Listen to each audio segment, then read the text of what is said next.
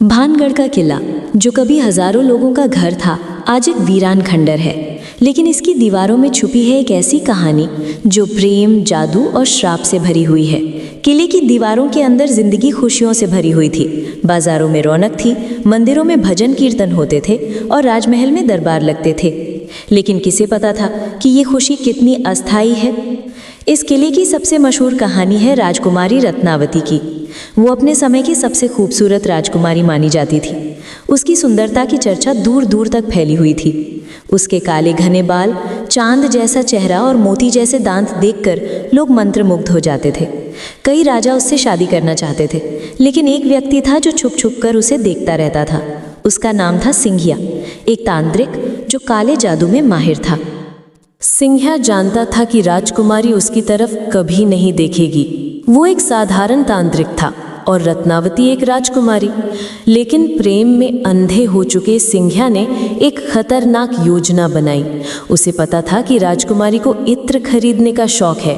एक दिन जब राजकुमारी की दासी बाजार से इत्र लेने गई तो सिंघिया ने उस इत्र की शीशी को अपने हाथों में लेकर उस पर अपने सबसे शक्तिशाली मंत्रों का जाल बिछाया। उसका मकसद था कि जैसे ही राजकुमारी इस इत्र को लगाएगी वो उसके वश में हो जाएगी। लेकिन रत्नावती बहुत समझदार थी। जब दासी इत्र लेकर आई तो राजकुमारी को कुछ अजीब लगा। शायद इत्र की खुशबू में कुछ अलग था या फिर उसे सिंघिया की नीयत का एहसास हो गया था। इसलिए उसने इत्र को अपने ऊपर लगाने के बजाय एक बड़े पत्थर पर डाल दिया। जैसे ही इत्र पत्थर पर गिरा, जादू का असर शुरू हो गया। वो पत्थर अचानक से हवा में उठा और सीधे सिंघिया की तरफ लुढ़कने लगा।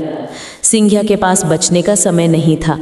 पत्थर ने उसे कुचल दिया, लेकिन मरते समय उसने अपनी आखिरी सांस में पूरे भानगढ़ को श्राप दे दिया।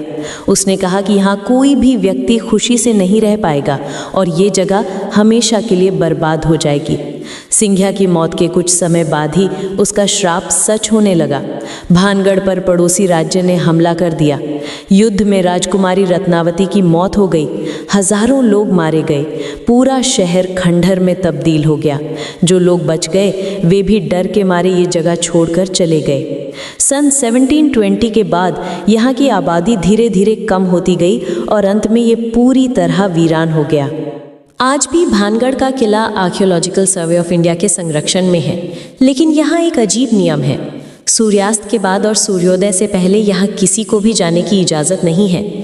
कहते हैं कि जो लोग इस नियम को तोड़कर रात में यहाँ गए वे या तो अस्पताल पहुँचे या फिर कभी वापस नहीं आए। स्थानीय लोग आज भी कहते हैं कि रात के समय यहाँ अजीब आवाज़ें आती हैं। कुछ लोगों ने दावा किया है कि उन्होंने यहाँ परछाइयाँ देखी हैं। वैज्ञानिक इसे अंधविश्वास कहते हैं, लेकिन फिर भी सरकार ने यहाँ रात में जाने पर पाबंदी लगा रखी है। भानगढ़ की कहानी सिखाती है कि प्रेम में अंधापन कितना खतरनाक हो सकता है।